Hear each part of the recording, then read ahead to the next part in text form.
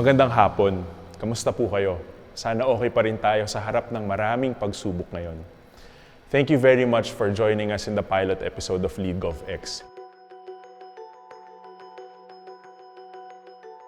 LeadGovX is a series of conversations on governance, management, and leadership with experts, practitioners, and trailblazers. This is a program of the Leadership and Governance Learning and Collaboration Hub, or the LeadGov Hub. It is an initiative of the Institute of Politics and Governance, the Benilde School of Diplomacy and Governance, and the Friedrich Ebert Stiftung. Here's a short video about the amazing program. Leadership and Governance Learning and Collaboration Hub. We need beacons of good governance at the local level, especially in the present context, with the bleak national, political, and governance terrain, with the survival fight of our people, especially the poor, because of the pandemic. There is an urgent and compelling need from the local and community levels to step up and shine.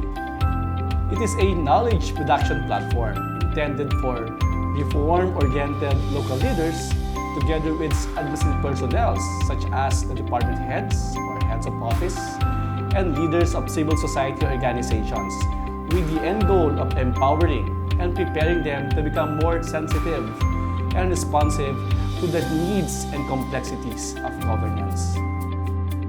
I firmly believe that there is no better point in time than now to start and launch this LeadGov Hub. Because as you all know, the pandemic is challenging our partners in local governments to provide what is really needed by the populace. Through the School of Diplomacy and Governance, Benilde participation on this endeavor is like extending its vision to promote inclusive and innovative education that capacitate and empower local leaders in our society. LeadGov Hub is IPG's way of continuing its 25 years of tradition and commitment to its values and mission through capacity development. It's also inspired and shaped by IPG's institutional values, participatory and gender-responsive governance, sustainable and inclusive development, rule of law, na napakahalaga sa panahon ngayon, and of course, respect for human dignity. Inclusive and innovative education for Benilde means embracing and giving opportunity to various learners and reform-oriented leaders regardless of their socio-economic background, gender preference, religious belief, and political affiliation. The initiatives that we cooperated on were very important, including strengthening consortia of advocates on participatory local development, planning and action, to building an academy for leaders and advocates of good local governance and transformative politics. The LeadGov Hub will play an important, if not critical, role in realizing these principles. I'm hoping that LeadGov Hub as a knowledge production platform will provide opportunity to effect positive changes in our society. I'm also hoping that this will be a sustained platform for learning and collaboration among different government leaders, civil society organizations, and the academy. Sabi nga nila, libre naman ang mangarap. Pero pag maraming mangangarap at mapagdudugtong-dugtong ang mga pangarap na ito, walang imposible. What we envision is for LeadGov Hub to contribute in creating a movement of local officials and active citizens that will transform our country into a nation our children deserve.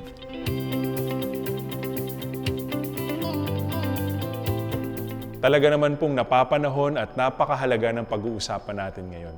For the pilot episode of LeadGovX, we will have an exchange, a conversation on good governance and the pandemic.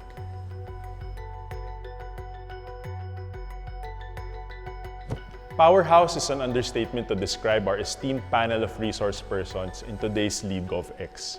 Kaya buong karangalan ko pong ipakikilala sa inyo ang mga makakakwentuhan nating mga leader, mga lodi, mula sa iba't ibang local government units ng ating bansa, from Luzon to Mindanao.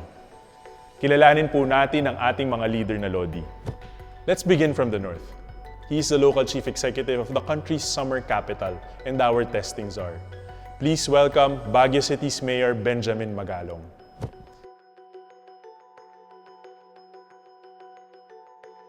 He is the local chief executive of the Northern Gateway of Metro Manila and one of the country's top manufacturing hubs. Please welcome Valenzuela City's Mayor Rex Gatchalian. How are you po, Mayor Gatchalian? Sa mga nanonood nitong interview, maraming salamat sa pagkakataon na binigay niyo para maging bahagi ng inyong webinar. Tuloy na po natin ang biyahe sa NCR. We travel east to the shoe capital of the country. Ang ating leader na Lodi ay ang chief executive ng pinakabatang barangay ng Marikina City. Mula sa Barangay Fortune, punong barangay, Rizalina, Teope. Kamusta po, Kap Teope? Magandang hapon din, Gio. Okay naman po tayo ngayong araw. From Barangay Fortune of Marikina, we head to east of the capital of Rizal Province. Mga kababayan, tayo na sa Antipolo. Please welcome Antipolo City Mayor Andrea Ynares. Bumabati po ako sa anibersaryo ng Institute of Politics and Governance. Tara, tawid na po tayo ngayon sa probinsya ng Calabarzon, sa Laguna. Our next resource person is the local chief executive of one of the region's bustling industrial hubs, the city of Cabuyao. Please welcome Mayor Mel Gecolea. Kamusta po, Mayor? How are you? Magandang araw po sa inyo. Pagpalain po kayo ng Diyos. From Luzon, our good governance journey will now take us south. Our last, but certainly not the least resource person, is the governor of an emerging good governance hub in Mindanao, the province of Dinagat Islands.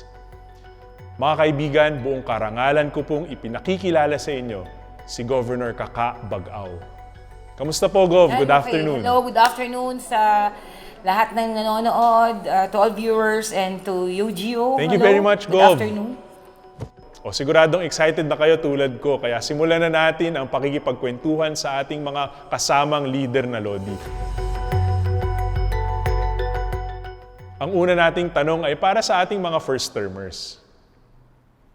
Ito po, some say that the pandemic is your baptism of fire as chief executives. How is being a neophyte an advantage and a disadvantage at the same time? Simulan naman natin sa South, kaya unahin natin si Gov Kaka. Well, first of all, I never considered the pandemic or COVID-19 as a challenge or a baptism of fire for any local government executive. Whether you are a first-termer or whether you are an old-timer. Para sa akin, kapareho lang siya ng challenges ng pag-claim ng mga maghasaka sa kanilang lupain, sa issue ng mga mangingisda sa paggamit ng karagatan at sa pagpigil ng mga illegal fishing. Ganun din yung challenges sa health side, no, kagaya ng COVID-19.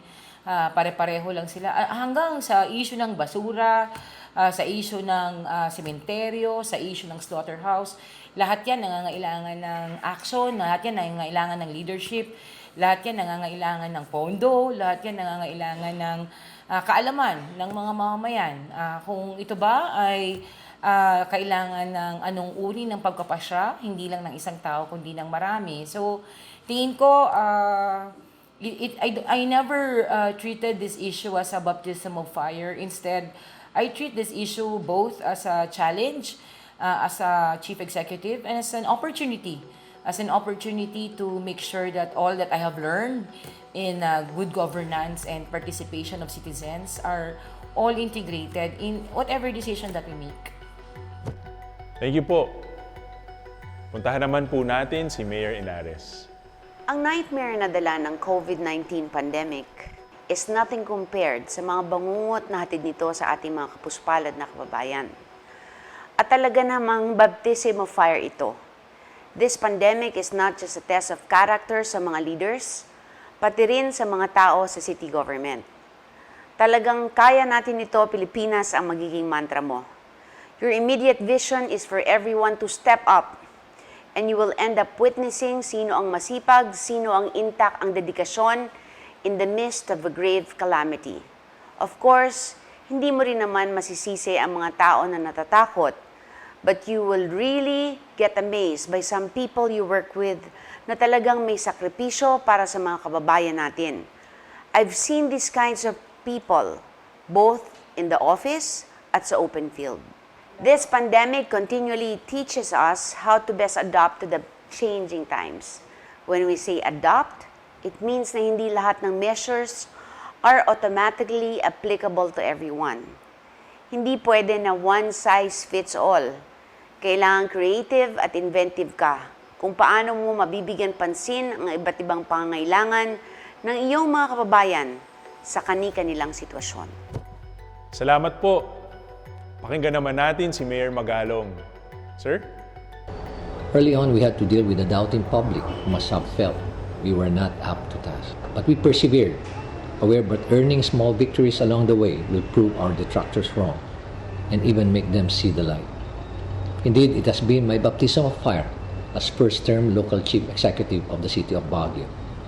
It should, however, be noted that with this pandemic, it was in so sudden a manner that initially, we at the local level were deeply reliant on national support in terms of policy guidelines, infrastructure needs, health and safety protocols and guidelines.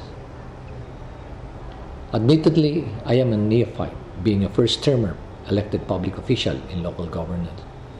But this pandemic was not really strange to me, having the training, experience, and some kind of expertise in dealing with crisis management situations. If truth be told, I have been in varied leadership roles throughout my police career, and while rising from the ranks, I have had crisis management situations that put to test anyone's ability, character, and competence. Being a neophyte in my case simply required that I act as a leader in full command and control, but serving to inspire others to take leadership roles. Fortunately, it can be said that credibility, track record, and service reputation played a key role in this pandemic. It required my being able to harness the capacity of everyone involved, my colleagues in the executive, the legislative, and congressional branches, especially in the internal process of achieving efficient and effective execution of policy decisions as well as strategic solutions. Maybe my being a neophyte with a tested track record of leadership roles played a great part in our small successes to generate community-wide support. So looking back, being a neophyte made us muster the courage to craft innovation solutions, to apply out-of-the-box approaches in dealing with this pandemic. We kept focused on the job and strive hard and devise strategic solutions that are sustainable to enforce strict health and safety protocols, to set up isolation and quarantine facilities, increase testing capacity, enhance further contact tracing capability, and other types of innovations. Thanks to our neophyte local chief executives. Kumbaga sa basketball, mula sa mga rookies, puntahan na natin yung mga veterano. For our veteran LCEs, let's reframe the question. Ang pandemyang ito raw ay ang pinakamatinding pagsubok sa mga local chief executives. Paano naging advantage at disadvantage ang pagiging veterano ninyo sa serbisyo? Simulan po natin kay Cap Teope. Cap? Sa panahong ito, ay establish na lahat po ng ating mga mekanismo para mag-respond sa pangangailangan ng ating mga kababayan. No, andyan po ang ating Barangay Social Welfare Development Office na counterpart po yan ng City Social Welfare Development Office. Sa opisinang yan, ina-assess po natin ang mga vulnerable sectors na nahihirapan sa kanilang mga pang-araw-araw na buhay sa panahon ng pandemya. At nakapagbuo na rin po tayo ng Barangay Community Relations Office. Counterpart din po yan ng City Community Relations Office or CRO.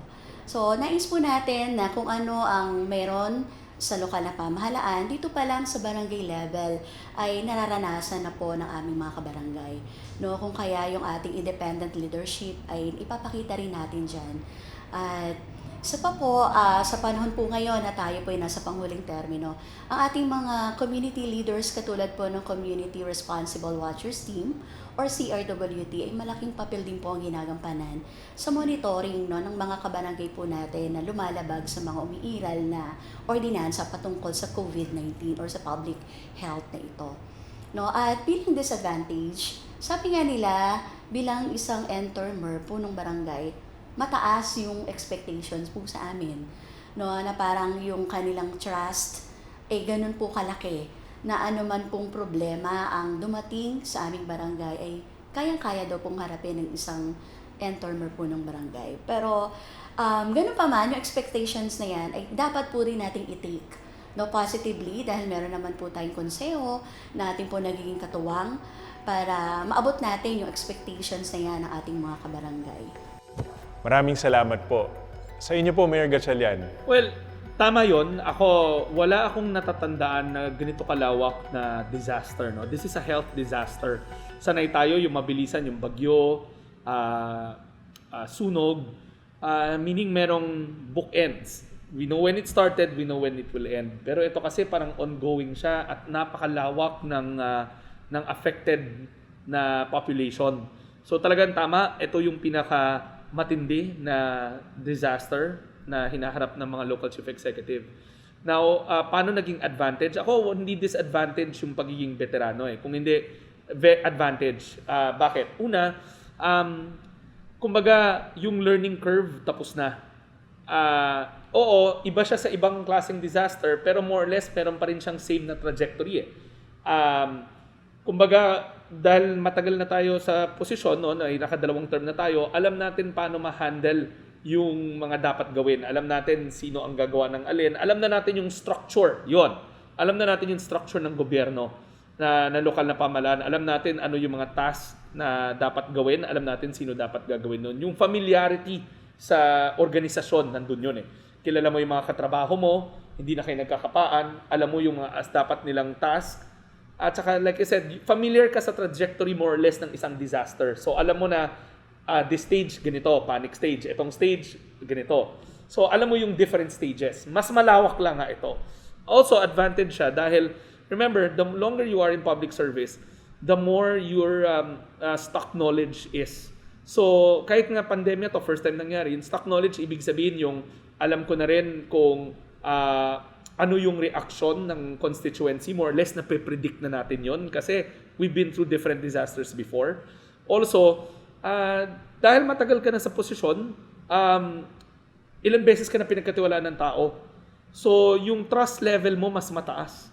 And kung mataas yung trust level mo, you can command respect sa mga mamamayan and napapasunod mo sila. They will not second guess you na, bago to, baka hindi niya alam ano ginagawa niya. Dahil third term na natin to, tapos ng 2 term pa ako na congressman, na ilang beses na nila ako pinagkatiwalaan, and with that trust comes yung pagpasunod sa populasyon sa mga alituntunin o sa direksyon ng syudad. So it's an advantage definitely. Well said. Kay Mayor Mel naman po tayo. Talagang malaking bagay ang experience.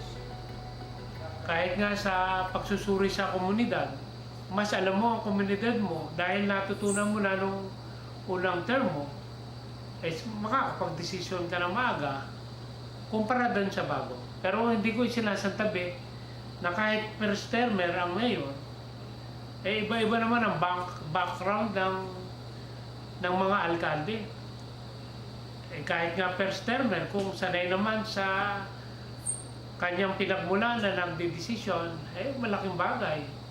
Pero dito, crisis ito, pandemya.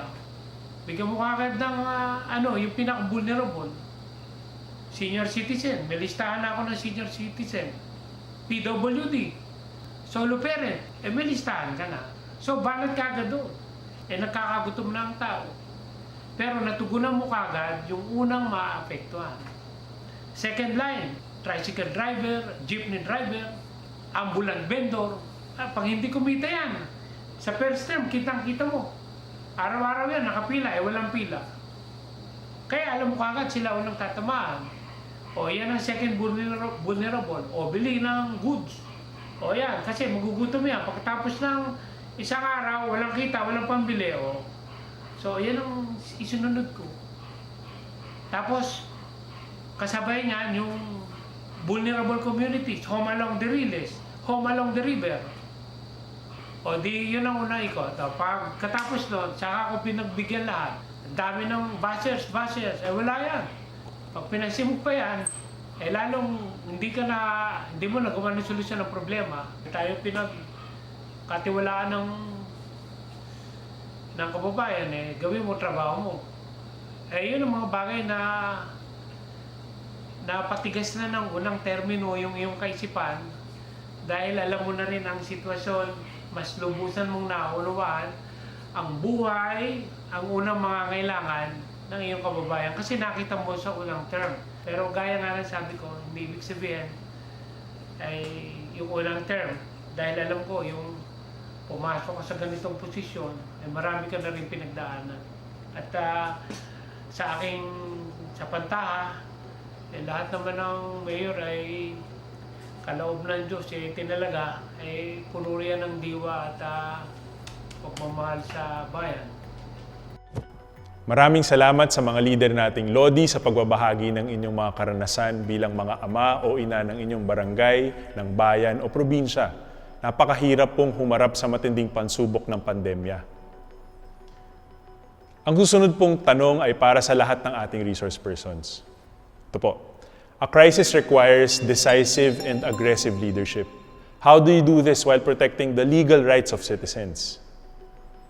Simulan naman po natin sa huling tinawag ko, si Mayor Mel. In times of crisis, what is paramount is the general welfare. In the meantime, the individual rights, somehow it can be regulated. But such regulation is to protect the general welfare, then it has the primary importance. It is the priority. Ang mahirap, pag hindi makapag-desisyon, hindi naman laging tama desisyon. Pero kung ang guide mo ay ito ay para sa proteksyon at kapakanan ng ating kababayan, at dyan dapat mahusay mag-desisyon ang leader. Tinatanggap din naman dapat ng leader na dahil ito'y kakaibang sitwasyon, na kaya niya magdesisyon pero kaya niya ring baguhin ang pagdedesisyon. Dahil minsan, it becomes apparent that at first you think that your decision is almost perfect and later on, makita mo kailangan baguhin, you have to change. It is a call of duty.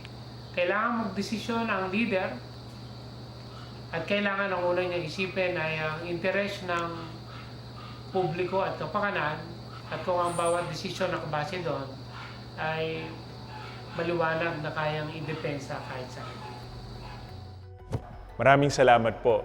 Sa inyo po, Mayor Gatchalian. Huwag na nga legal rights the basic rights of individuals ang laging tinitignan. Ang cardinal rule ko, kapag ako, lagi kong ilalagay yung sarili ko sa sapatos ng constituent. Kapag sa sarili ko ayaw ko gawin yon sa akin, then dapat hindi ginagawa ng gobyerno yon sa kanya. Decisive, yes. Kasi sa ganitong pandemya, kailangan mabilis. Yung decision making mo dapat mabilis. Yung paggalaw mo dapat mabilis. Decisive, hindi pwede yung nag-urong-sulong. Dahil alam natin na a single hour can be a different story. So, while you're decisive, tama kayo na dapat nire-respeto pa rin natin ang basic rights ng mga tao. Ako, cardinal rule ko, like ko sinasabi sa mga tao, sa mga nagtatrabaho at nag-implement. Kung ikaw ang mamamayan, ilagay mo yung sarili mo sa sapatos nila at ayaw mo gawin yun sa'yo, then wag mo dapat ginagawa yun. That's a basic rule of being a human being, not even a public servant. Don't do unto others what you do not want to be done unto you. Thank you for your insights. Kap Teope, ano pong pananaw niyo dito? Tama po. Sa panahon po na ngayon, lalo sa COVID natin, kailangang balanse po. May mga kabarangay po tayo na mataas din po yung clamor na implement natin fully kung ano man ang mga city ordinances patungkol sa public health. At sa atin naman, bilang balancing pamumuno rin, ini-implement naman po natin ito, pero kasabay po nito ay isinasaalang-alang po natin ang human rights ng bawat isa. So naniniwala din po tayo na ang bawat paglabag ay hindi po nangangahulugan na sila po ay naging masamang tao. So binibigyan din po natin sila ng education, kinakausap po natin sila ng personal, lalo po yung mga kabataan na nahuhuli sa paglabag ng curfew at iba pang mga tinatadhana ng city ordinance. Tinitiyak po natin na maliban sa kaalaman na sila yung naging violator, ay malaman nila kung ano nga po ba yung peligro na maaari nilang danasin kung patuloy-tuloy na ang behavior na ito ay marere-enforce. Kung kaya ang ating pagtupad ng disiplina ay may kaakibat din pong pagkalinga. Salamat po sa ibinahagi ninyo. I'm very interested to hear the perspective of Mayor Magalong. Mayor, please. Transparency is about telling the public the truth with the ultimate objective of giving everyone the safety and protection they deserve. From day one of this pandemic, we have gone public, informing everyone about the state of the affair of the city, making regular appeals for community cooperation, for everyone to listen and pay heed to our plea that they be safe, healthy, and protective of their safety. Whenever the situation calls for changes in policy execution, we make it a point to inform the public to make sure that execution of the changes are well explained so that our ultimate objective is to gain alignment during the actual execution of our changes and plans. What is important is the people's perception of their leaders, that they are truthful and transparent. That's very interesting. Pakinggan naman po natin ang pananaw ni Mayor Ynares. Decisiveness and aggressiveness do not necessarily mean you'll do things at the spur of the moment. We could be decisive, but only after some series of consultations. We should be aggressive, but only after series of studies about the best measure for possible implementation. The key element is efficiently fast-tracking the processes kasi hindi naman pwedeng mabagal ang pagdedesisyon. People are getting infected, some people are dying. When you want to protect the legal rights of the citizens, leadership should be within the lines of motivating people to act towards achieving a common goal. The great leaders I admire are those who are able to make a good balance in economic foresight, performance, and character. I would also like to believe that I lead by example, that I lead by facilitating communication. Naniniwala po ako that communication is aid. Ang tamang pakikipag-usap ay tulong in itself. I also lead by trusting people from the city government, my department heads, and that is leadership. By delegating and making others better at what they do. This way, the leadership becomes collaborative and engaging, one that finds strengths from other team members. When you try to do all of these, you are at the same time able to protect people's rights dahil nanggagaling din sa baseline ng constituents mo ang pag-iisip, pagkilos at ang mga desisyon. Thank you very much. Kayo naman po, Gov Kaka, ano ang perspektiba niyo dito? Yung pagiging decisive tsaka pagiging agresibo sa pag-i-implement ng mga pagpapasya, hindi ko rin siya nakikita na conflict sa pagsiguro na yung mga batas ay napapatupad, yung karapatang-pantao ay itutulak at naaalagaan, at yung mga batayang prinsipyo ng pamamahala ay nawawala.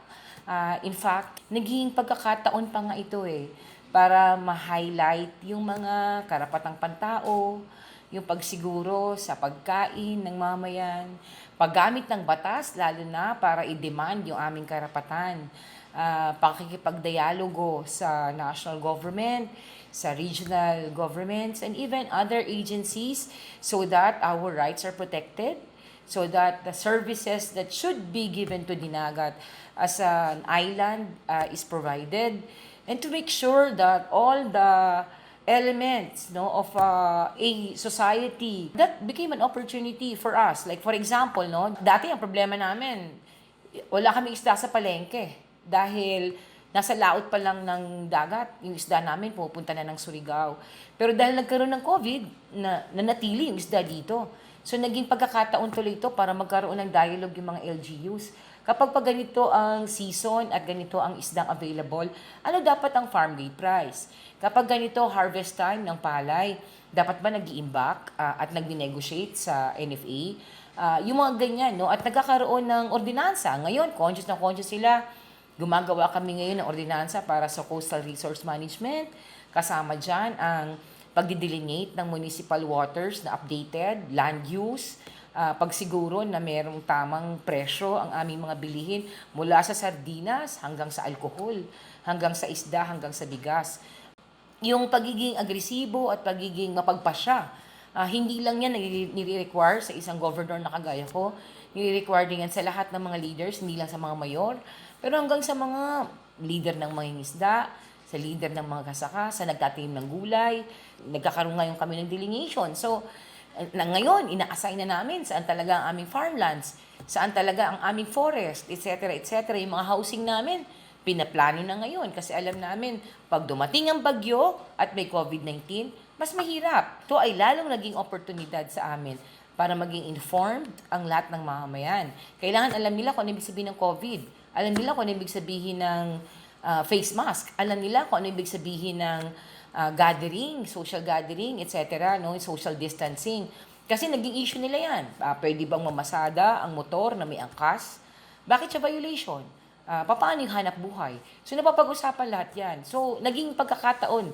It became an opportunity for Dinagat Islands to have regular dialogues with the police, regular dialogues with community folks, for barangay leaders, and even for other sectoral agenda, no, like protecting the environment, making sure that everybody is involved in decision making. What are the structures that provides for participation, naging conscious, no? Kasabay ng pagkisiguro na kapag leader ka, kailangan talaga nandyan ka sa gitna ng sitwasyon, hindi ka pwedeng tumakas at magtago. At kailangan agresibo ka sa mga pagkapasya na kailangan mong gawin. Kailangan mo rin tingnan, no, lawakan ng konti na oportunidad din ito para siguraduhin na yung mga mamamayan ay kasali at oportunidad din para lalong mabantayan ang pagpapatupad ng batas at pagsiguro na yung karapatang pantao ay hindi makakalimutan. Thank you very much for sharing your perspective and your practice. Marami tayong napulot sa ating mga leader na Lodi kung paano nila pinagsasabay ang mapagpasyang pamumuno at ang mga legal na karapatan ng mamamayan. Now we go to the heart of our conversation today with our next question. Ito po. How do you practice good governance in the current dispensation? Why is this important? Mayor Gatchalian, may we hear your insights, sir? There are set rules. You know, when it comes to good governance pa rin, it pertains to the handling of money of people. Donations that you get and donations that you will spend. Money set aside for disaster, full accountability. Kahit na negotiated yung mga pagbili ng gamit sa COVID, I still go through the basic premise of making sure na kung pwede i-bid, dapat binibid. And then you also do market checks. You also do canvasses. The important thing there is transparency. You make sure that the rules are followed on how to receive money and making sure that the rules are followed on how to disperse money. You publish it. That's another thing. You publish how much you bought certain things. You publish why certain things were bought this way and that way. Why did you buy it? The reason. And making sure that you account for it. Teope, kayo po, paano nyo po ito ginagawa? Napakahalaga ng good governance kasi dito nakaangkla lahat ng mga desisyong ating gagawin. No, sa panahon ng krisis, marami tayong mga nababalitaan na mga pangyayari sa ibang panig ng mundo na ang mga government po ay natutukso, no, na gamitin ng hindi tama at wasto ang pondo patungkol sa mga crisis or anumang disasters na merong kinakaharap sa ngayon. Tayo po ay taas noon naman na makakaharap sa ating mga kabarangay na lahat po ng pondo na nakalaan patungkol po sa disaster preparedness, sa calamity fund po natin, lahat po yan ay nagamit po natin ng tama at wasto. No, kung kaya ang ating konseho ay malaki rin ulit ang papel na ginagampanan sapagkat wala naman po tayong desisyong maaaring mabuo kung wala po ang ating barangay council. No, ang aming pong pagkakaisa upang maibigay lahat po ng social services sa aming mga kabarangay sa panahong ito ng pandemya. At mahalaga din po na magkaroon tayo ng participatory governance. No, dahil kung wala po iyan, hindi po natin magagawa na kalingain, no, at disiplinahin at the same time ang buong barangay fortune. No, lagi po tayo nakikipag-usap sa mga presidente ng mga homeowners associations, personal man o sa pamamagitan ng isang liham. No, tayo po ay nakikipagdialogo po sa mga leaders upang alamin din ang kanilang mga damdamin, kanilang mga sentimiento at higit sa lahat ang kanilang mga rekomendasyon. Kung paano pa natin mas mapapanatiling ligtas ang buong barangay sa banta po ng virus ng COVID-19. At yung consultative governance, kapatid po yan lagi ng participatory governance. No, yung dalawang bagay na yan ating pamantayan sa paglilingkod, lalo sa panahon ng pandemyang ito, ay napakalaking tulong upang hindi ko maramdaman na mag-isa ko pong dinadala at pinapasan ang napakalaking obligasyon pong ito. Kaya po sa mga leader, komunidad, saludo po ako sa kanilang pakikiisa po sa atin. Maraming salamat po. Mayor Magalong, may we hear your insights? This is about the people who matters most when leaders make decisions along the way. Their welfare, their interests, what is good for them should be the yardstick by which public decisions and acts are measured. Strong leadership, competence, transparency, selflessness, the drive to what to do is right are the principles that kept this administration going. And this is what good governance is all about. As you govern, there will be many temptations.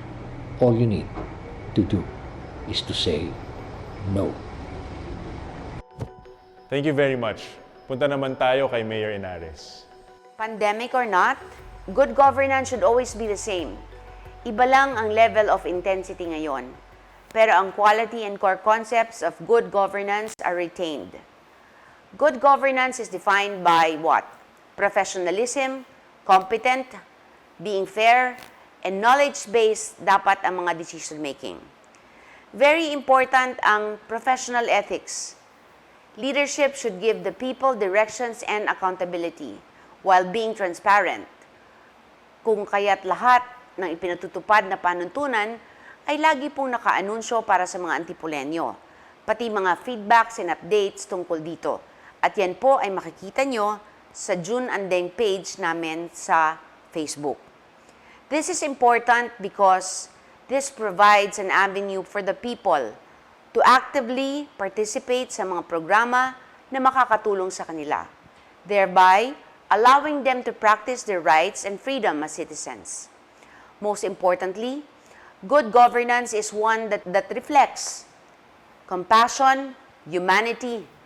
Ever since naman during Mayor June's term or leadership, our city government has always been sincere in public duties. Maraming salamat po. We will now hear from Governor Kaka. I think it is not only important, it is fundamental. It is the way to go. It is an imperative para masiguro natin na tama yung decision na ginagawa natin. Just like any other issue, no? All need and requires good governance. That's the only way to go. That's the only way to succeed. Kapag hindi mahusay ang pamamahala, kapag hindi tamang paggamit ng pera, paano natin matutugunan yung pangangailangan ng mamamayan? Halimbawa, binigyan ng pagkakataon ng local governments na gamitin yung portion ng pondo niya, no? Iba't ibang kategorya para maging emergency fund, COVID-19 funds. Ngayon, hindi naman yan marami.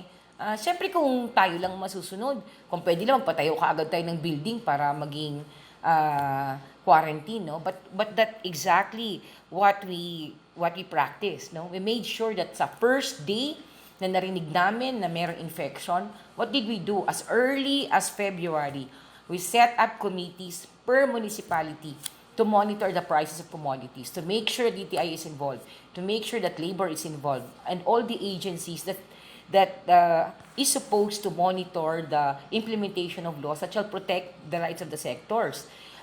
We mobilized all fisher folks and told them, kailangan talaga natin ibenta sa palengke yung mga isda. Hindi pwede yung kanya-kanyang diskarte. Otherwise, mahihirapan yung mamamayan natin sa ating pagkain. At dahil doon, nagkaroon kami ng pag-iimbak ng bigas. As early as February, we were doing that. And because we made sure that we are transparent about funds, hindi naging masyadong issue kung saan gagamitin ang ano. At dahil alam ng mga mamamayan na ito yung pera ng probinsya, ito yung pera ng barangay, ito yung pera ng munisipyo, sila mismo yung nagmukahi. Anong unahin? Mamimigay ba tayo ng bigas? Yung pamimigay ba ng bigas, kanino ibibigay? Kahit kanino lang ba? Merong sistema. So, nagkaroon kami ng sectioning. Sectioning ng mga mangingisda na umaasa sa pamimingwit. Sectioning ng mga magkasaka sa palay, mais at gulay. Dahil yun ang dominant sa Dinagat Islands. Sectioning ng mga manggagawang na displace. Whether sa loob ng Dinagat Islands ng mga industries o yung mga industry sa labas. Kasama dyan ang mining halimbawa. At naging karoon pa nga ng dialogo din sa mining, paano nila masisiguro na hindi sila basta nag-ooperate dahil ngayon kailangan namin i-check compliant ba sa ang kanilang operation sa minimum health standards at sa dinagat protocols on establishment of quarantine facilities, no? At in fact, naging requirement 'yon para sa anumang operations na inumpisahan nila. Ganun din sa ginawa naming pagtugon, no, dahil sa bukas sa pagpapasya sa lahat. Nag-decide kami na dahil wala naman kaming second liner ng mga doktor at mga health personnel, baka hindi useful kung may home quarantine. Baka mas makatulong kung mag-establish talaga kami ng municipal level care and containment center. Yun ang tawag namin sa quarantine namin, na mahagi kami ng seeds ng gulay na tutubo in 30 days. Nag-develop kami ng sistema sa harvest ng palay at mais at pag-develop ng mga bagong varieties. Dahil nandito lang naman kami ngayon at naging available ang isda mula sa marginal fisher folks. Meron kaming discount para sa mga consumers para pag pumunta sila sa palengke at bibili sila ng isda. Hindi lang kami nagbigay ng relief, naging pagkakataon din to para mag-introduce ng iba't ibang klaseng programa gamit ang iba't ibang pondo ng gobyerno. Yung regular na programa ng welfare ng DSWD, in-expand namin ng konti. In-engage namin yung mga mananahi, kasama dyan ang PWDs at 4Ps, para manahi ng face mask na binibili ng provincial government at pinamahagi sa mga checkpoints, sa mga frontliners. In-engage namin ang PWDs para sila yung tagapagluto dun sa municipal care and containment centers. So, tingin ko, yung maayos na pamamahala, mabuting pamamahala, kahusayan at galing sa pamamahala, napaka-fundamental element sa pagtugon ng COVID-19. Kasama dyan yung husay sa pamamahala, yung pagiging desidido, at yung pag-iisip ng iba't ibang pamamaraan. Halos every week meron kaming provincial IATF. Every week nagpa-participate kami sa regional IATF. Meron kaming regular monitoring, hindi lang ng presyo, pati availability of goods. Meron din kaming monitoring, nasaan na ang mga estudyante namin na nag-aral sa labas ng Dinagat. Considering na wala kaming kolehiyo, isa lang yung private college namin dito. At saka naging pagkakataon din yan para i-monitor namin saan pupunta yung mga may sakit na hindi COVID. Dahil wala kaming hospital para sa ang aming mga provincial hospitals ngayon ay nakakategorized pa as infirmary. So, dahil dyan, nagkaroon din ng magandang reflection at realization yung mga LGU. Siguro dapat bilisan na natin ang pagpapa-accredit ng ospital para may kakayahan tayong mag-opera at mag-admit ng mga pasyente. Siguro dapat yung mga RHO natin may mga ganitong kagamitan. Sana dapat tayo natin mag-x-ray. Mga tipong ganyan ba? So, tingin ko, at hindi yan mangyayari kung hindi alam ng mga tao, pwede pala yan. Pwede pala kami magmungkahi. At mangyayari lang yan kung yung mga leader natin ay baon-baon din. Yung iba't ibang tools niya on effective management, yung management from the heart, that's very important. I think that those are elements of good governance. So, hindi ka lang magaling, hindi ka lang mahusay, may puso ka pa, at iniisip mo talaga yung kapakanan ng mamamayan. Kapag ganyan ang attitude ng mga leader, tingin ko mabilis, bumibilis ang pag-respond natin sa mga situations kagaya ng COVID-19. Thank you for sharing your experiences. Mayor Mel, kayo po, what are your insights? Walang pinipiling panahon ang good governance. Dapat sa lahat ng panahon. Panahon ng mahusay, panahon na normal, at lalong-lalo na panahon ng abnormal o ganitong meron tayong crisis. Ang good governance ay napakahusay na batayan, kung kaya ito ay pangunahin sa pamamahala ng tagapamuno. Good governance, accountability, unang-una, nandiyan dyan. Transparency, nandiyan dyan. Yung paggastos, at yung paggastos ay dapat makatwiran dahil ngayong panahon na kulang at napakalaki ng gastusin, dapat napakahusay ng paggastos. Anong bibilin mo? Saan ka makakatipid? Sa PPE lang o sa mask, pwede pa lang gumawa. Yung budget mo, bibili ka pa ba sa labas? Kung yung iyong magsasaka ay merong mga produkto na ani na hindi ma-deliver, ikaw na ang bumili. Para na sa ganon, Hindi siya mamulubi. At nabigyan mo ng oportunidad na kumita dahil kung hindi mo magagawa, naaksaya ang pagod ng iyong tao. Accountability. Mga tao sa ospital, mga tao sa health center, it is the call of duty. Tayo lahat, ang tao, kailangan naka-face mask. Hindi pwedeng dada ng dada, pero wala namang face mask. Paano makakatulong yan? Pandemya pinag-uusapan. Kailangan kasama mo ang iyong kababayan. It is a community-owned government. Kasama mo ang community dahil maraming kakulangan ng gobyerno, ng lokal na gobyerno. Pero sa dami ng community, sa dami ng iyong kababayan, korporasyon, kahit individual, kaya niyang tumulong. Ang kailangan lang ay ma-establish mo sa kanila ang values na kailangan ay bahagi sila ng gobyerno at hindi tatayo ang gobyerno kung hindi sila kasama. Kapos sa dugo, tawag sa Red Cross. Walang makakausap. I-publish mo kagad sa Facebook. Bakit mo? Ayan ang mga volunteers. Kulang ng ganito. Kakausapin mo lang pala yung isang komunidad at isang kumpanya. Hiningi mo lang ito. Sabi nila, meron po kami nito. Maya-maya, naandyan dyan, dala pa. Hindi talaga magiging mahusay ang gobyerno kung hindi kasama niya ang community. In fact, kahit nga yung relief ay bumabahagi sila, ang kailangan lang mahusay na pakikipag-ugnayan. Ang gobyerno ay dapat ay sa kaisipan ng tao, sila ang gobyerno. Para angkinin nila ito. Sila na ang tutulong sa'yo, magdi-distribute ng food subsidy. Ang daming volunteers. So it's a good governance when you have the community and they own all of these activities because you give them the opportunity to be part of it. Yan ang malaking bagay. Maraming hindi makalabas, senior citizen, taga-gobyerno, pwede itong ating mga kababayan, estudyante, volunteers. Yun ang pinakalakas ng bayan. And this is transformative. It is not transactional. And it can never be transactional. Where at stake is the life of your people. You think that you are the government? No.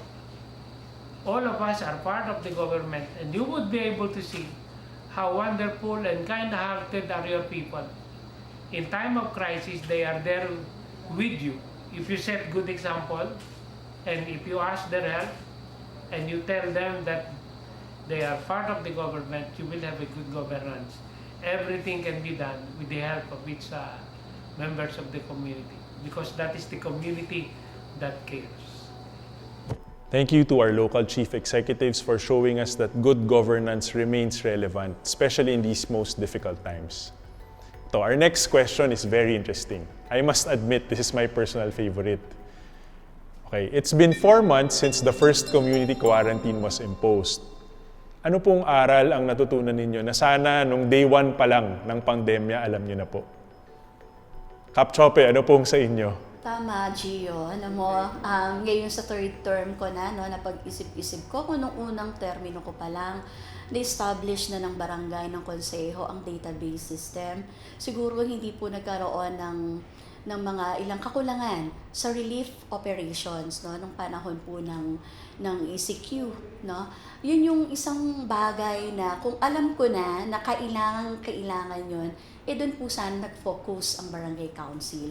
Naglaan po sana kami ng sapat na pondo para po makalat na yung mga data na kakailanganin po natin, lalo sa panahon ng disasters, napakahalaga po niyan. At ganoon din, ngayon nga nandiyan na yung pandemya, andiyan na yung COVID, napakahalagang bagay din establish yung database natin. Although meron na po tayo, nasisimulan na po natin, nakapag-conduct na po tayo ng survey sa mga homeowners associations, nakalap na natin ang lahat ng bilang ng bawat pamilya. Kung nung una, meron na tayo niya, napakadali ang contact tracing. Sa database, isang click lang ng pangalan ng head of the family, lalabas na kung ilan sila sa isang household. No? At isa pa, kung nung umpisa pa lang itong BERT, no, Barangay Health Emergency Response Team, na mandate ng DILG na buuin ng mga barangay captains. Kung kasunod nun, nagbigay kagad ng capacity building training ang DILG.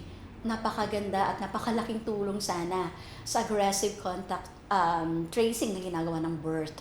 No, ganun pa man, hindi tayo pwedeng matali doon sa kakulangan. No, sinika po natin, katuwang po ang ating staff, ang ating masipag na barangay secretary. Nagkaroon po kami ng mga self-studies. Nag-research po kami kung paano ma-equip, no, yung ating mga BERT sa kanila pong mahalagang papel sa komunidad sa panahon ng COVID na ito. Kayo po, Mayor Ynares. The initial layout for progressive projects, halimbawa po, in terms of information and communication technology, hospitals and healthcare services, education facilities, among others. These are vital as we respond to this present pandemic. Tibay ng dibdib at paniniwala po sa Panginoon. Ito ang mga pinakamahalagang bagay na dapat mayroon ng isang leader. Wala ring ibang tatalo sa diwa po ng bayanihan. Ito ang itinuro sa atin ng pandemyang ito. Dagdag dito, we strictly follow and implement the directives from IATF. Sumusunod po tayo sa ating pamahalang pangnasyonal. Gayunpaman, innovation and creativity have always been part of our practice sa mga responsive measures po natin para sa ating mahal na lungsod. We make sure to tailor-fit these measures in order to better address specific needs. Your turn, Gov Kaka. Kung siguro alam natin that it will happen, no, di naghanda talaga tayo ng bonggang-bongga. Pero nagkaroon din naman tayo ng panahon na maghanda. Kung meron man akong lesson, yung lagi mong iisipin na lagi may mangyayaring sakuna sa probinsya, kaya ready ka. I think that's what DRR is all about. You don't wait for the typhoon. You make sure that you have a disaster risk management program. In the same way that you have gender and development program, because you don't expect rape, that you will be surprised that there will be violence against women. You will be ready when that happens. That's why you have watershed conservation, because you don't expect your rivers to dry. That's why you prepare. Yung COVID-19, although kakaiba siyang klaseng animal, yung epekto niya, lalo na sa pagkain, sa pangangalaga, sa pagkasara, sa business, etc., may mga maraming kagulatan. Pero tingin ko, kasabay noon, dapat din yung mabilis na pagkilos at paghahanda. As I have said, no, February 1, meron na kami executive order that already organized ourselves into different teams for different sectoral agenda and for different sectoral concerns. And just like DRR, alam namin na ito yung magiging implikasyon yan. Alam namin na ayaw namin magkaroon ng COVID-19 sa Dinagat Islands. That's why we had to require everyone to be quarantined.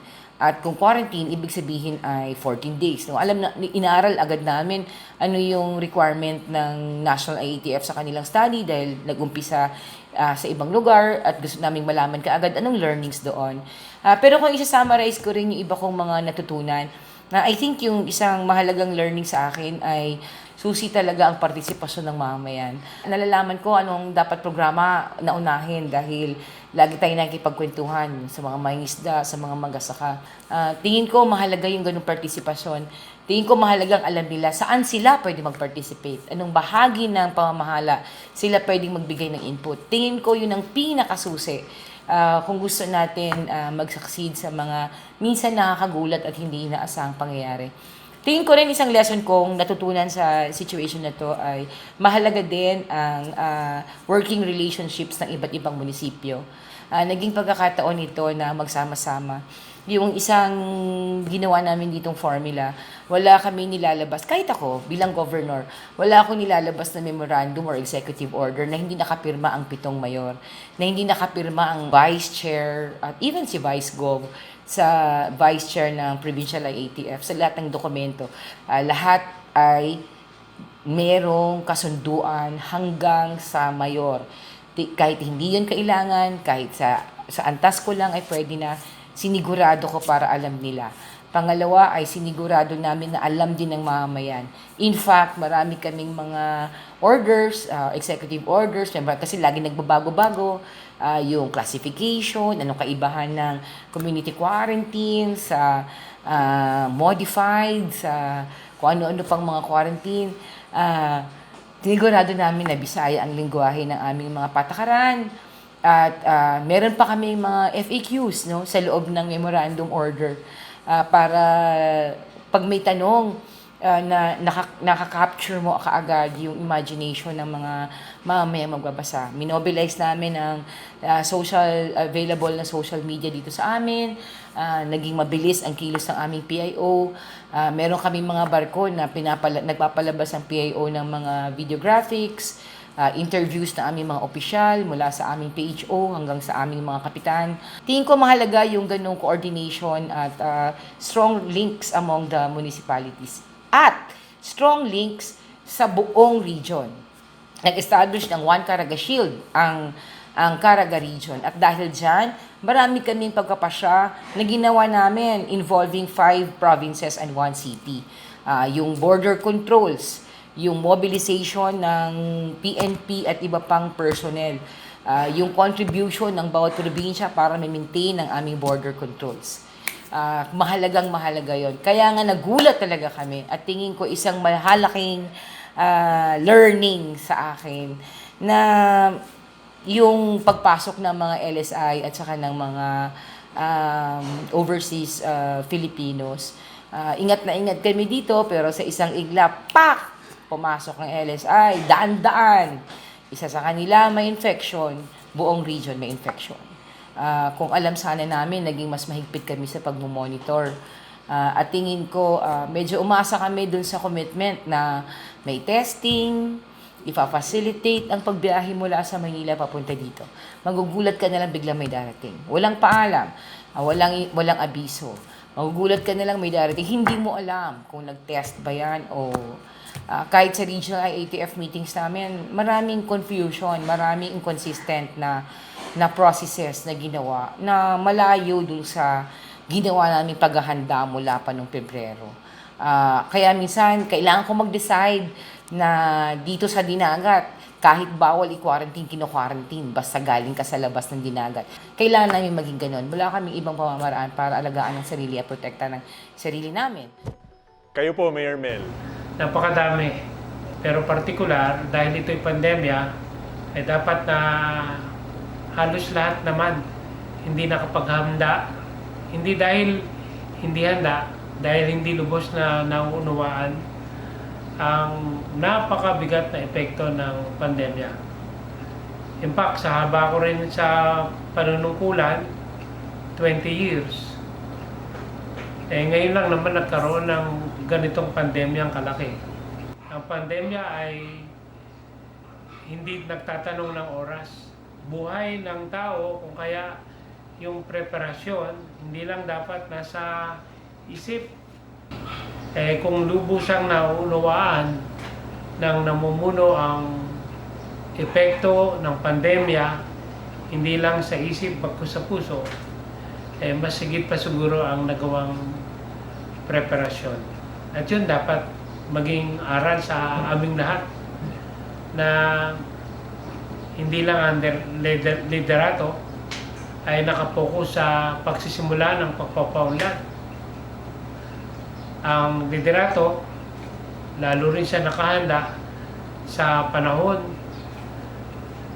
upang maibsan, kung hindi man mabawasan, ang napakalaking problema, hindi sa pagpapaunlad, yung dulot ng mga ganitong epidemya na halos makakaapekto sa lahat ng usapin sa panunungkulan at pamamahala.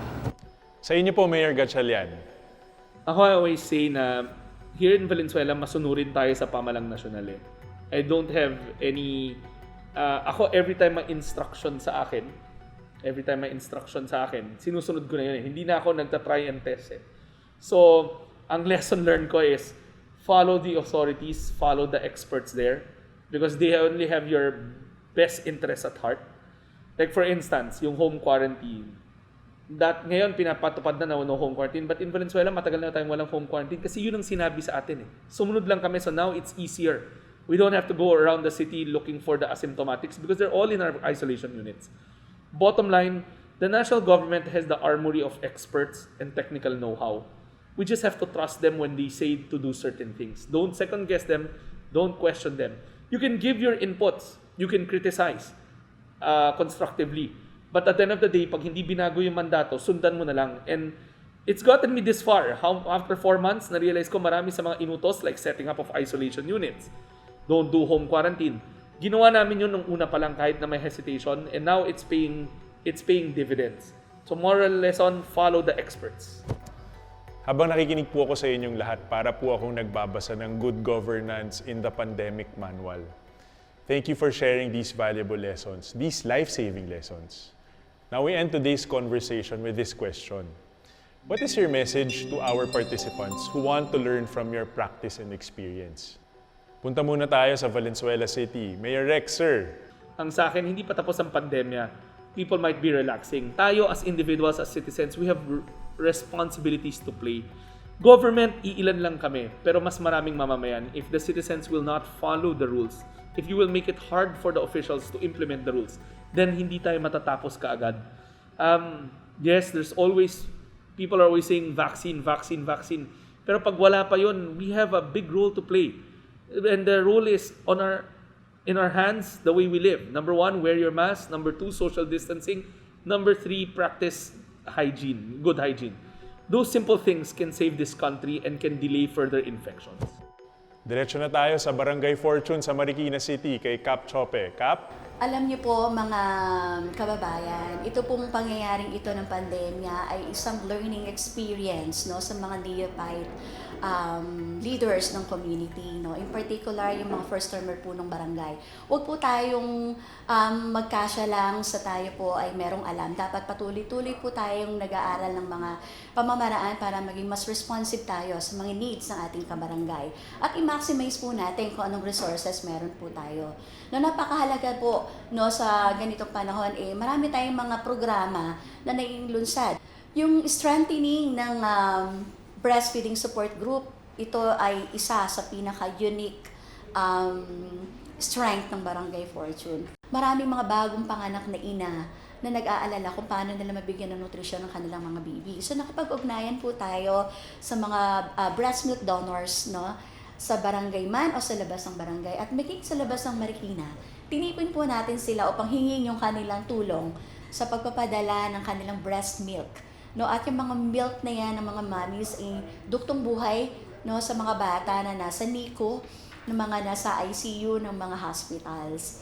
Ayan, at isa pa po sa ating pong mga experience at ating mga ginagawa at patuloy na ginagawa sa panahon ng pandemyang ito, yung paglulunsad ng complementary feeding. Na napakahalaga na yung nutrisyon ng mga bata, bagamat hihirapan po ang bawat pamilyang Pilipino sa pandemyang ito, ay hindi nakokompromiso.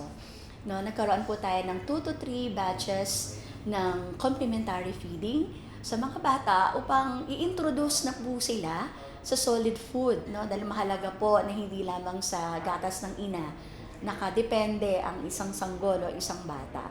So napaka-fortunate po ng Barangay Fortune sapagkat ang daming time, treasures, and talent ng bawat isang kawani ang ibinabahagi, no, para mapagaan yung dalahin ko bilang punong barangay po sa lahat ng mga iniintindi nating mga sitwasyon ng bawat pamilya sa aming barangay. At syempre po, on top of it all, no, kung ano man po ang meron tayo sa ating governance sa loob ng 3 termino, hindi po matatawaran ang assistance at tulong po ng IPG. Kaya from the bottom of my heart at ganoon din siguro sa puso ng aking mga buong team, no, dito po sa Barangay Fortune, ay pinapaabot din nila ang taus-pusong pasasalamat sa IPG, no, sa lahat ng technical assistance na kanilang ibinibigay, no, kung may kakulungan man po ang aming pong local and barangay government, andyan ang IPG para punan po ito.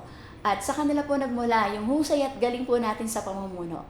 Kaya maraming salamat and more power, IPG, and thank you so much, Sir Gio, no, sa lahat ng mga tulong mo at assistance sa aming mga SK officials at maging po sa Barangay Council. Thank you! Tayo na sa Antipolo City kay Mayor Ynares. Sana po, sa pagpapalitan ninyo ng mga iba't ibang pahayag and observations about our society, especially in time of COVID-19, you will be enlightened about other effective measures for everyone to live harmoniously and with more compassion and sincerity in mind and heart. In situations like these, it is not all about just being intelligent, but being intelligent with compassion and humanity.